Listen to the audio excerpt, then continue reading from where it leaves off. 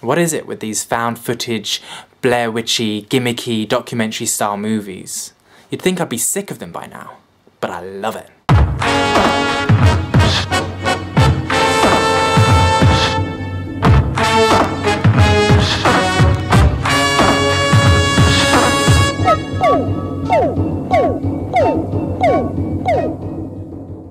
If you haven't seen the trailer and want to watch Chronicle without knowing anything about it, which I guarantee is the best way to see it, stop watching now. I'm not going to worry about spoilers in this review because the trailer does it all. What the hell is this guy's problem?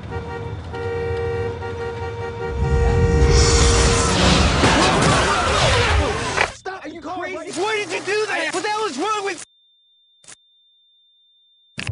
Was it an accident, Andrew? Andrew? I'm worried about Andrew. Listen to me. We can't screw around with this. It's too dangerous. Andrew, it's not a game.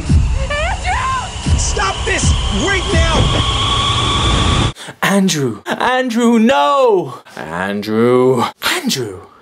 Andrew! Oh, Andrew. Andrew, you stop it! Andrew! The trailer almost completely spoils the film. The most interesting thing about this film is being able to see the transition between normal guy and supervillain, watching a good person turn bad. For me, that's a far more compelling origin story than Wolverine or Spider-Man. But knowing that it's going to happen removes a lot of the suspense. I just watched a review by the Schmoes, and they say the film went in a different direction. Different in a... what? Which bit?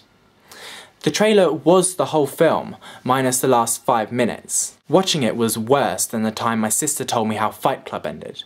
Okay, it wasn't that bad, but it was still quite bad. So what should you know about Chronicle? Chronicle was made, as seems to be the trend with these found footage movies, by an inexperienced team on a low budget. Josh Trank is the hotshot director, and Max Landis, son of John, who directed Animal House and An American Werewolf in London, is the writer. It's about 3 college students who discover a strange glowing orb underground that gives them telekinetic abilities. At first their powers aren't that great. They can move small objects like baseballs and Lego bricks, and they use it to basically goof around. To be honest, that's what teenagers would do. Their priorities are getting high, getting laid and laughing a lot, not throwing themselves in front of bullets and chasing after bank robbers. I enjoyed those scenes. The humour works really well, it captures your imagination and makes you wish you could move shit around with your mind and pull pranks on people. Then, as their powers begin to develop, it gets more interesting. Then, there's a question of why fate arbitrarily gave them these powers, and now, what are they supposed to do with them? The main character, Andrew, played by New Kid on the Block Dane DeHaan, spends a lot of time behind the camera, but he's the one you're emotionally invested in. You get a lot more of his backstory. He's a poor child, beaten at home, bullied at school, virgin.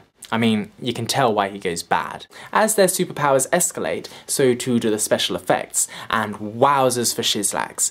There are some crazy action sequences. Someone gets run over by a bus above the Seattle Space Needle. It's brilliant, a lot of fun. As with a lot of found footage movies, the camera becomes cumbersome after a while. But Trank and Landis get around this quite conveniently, when Andrew learns to manipulate the camera with the power of his mind, allowing for a third-person perspective whenever necessary. But you still wonder during the tensest moments, why does this character even spend an ounce of his energy on the camera? The film also switches between different real-life cameras quite frequently, allowing for smooth transitions and different angles. It's helpful for the narrative, but sometimes it's a bit of a distraction. The 3 main characters are a breath of fresh air. Alongside DeHaan is a guy named Alex Russell, and Michael B. Jordan, who you might recognise from pretty much every TV show made in the last 10 years. They're a lot less whiny than our protagonist, although they do start to grate towards the end.